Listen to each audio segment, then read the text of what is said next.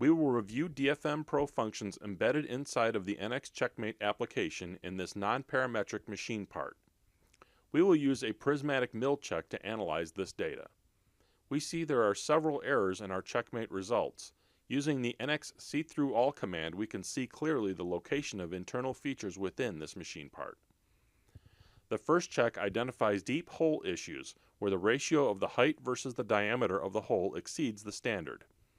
In the DFMPro Rule Manager, we can see these industry standards. Using NX see-through capability, we can quickly visualize one of the features with a deep hole error.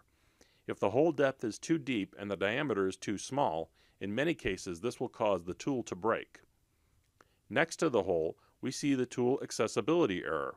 We see that there is geometry covering the hole, so there is no way to gain access to drill the hole.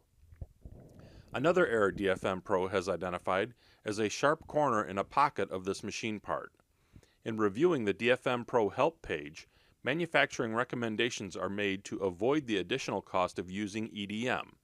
If it's not so critical to have a sharp internal corner, the design engineer can quickly add a fillet or have a hole drilled first and then mill the pocket to resolve this issue.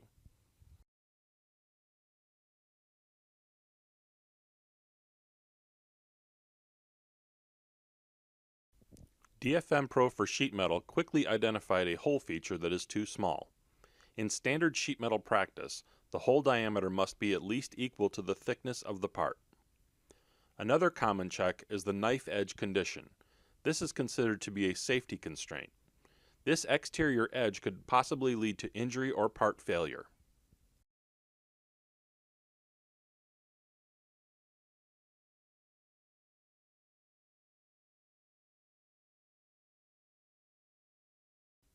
In the DFMPro injection molding checks, a thin still condition is noted when two of the plastic walls are too close together, which in turn affects the tooling where the core and the cavity walls are very thin.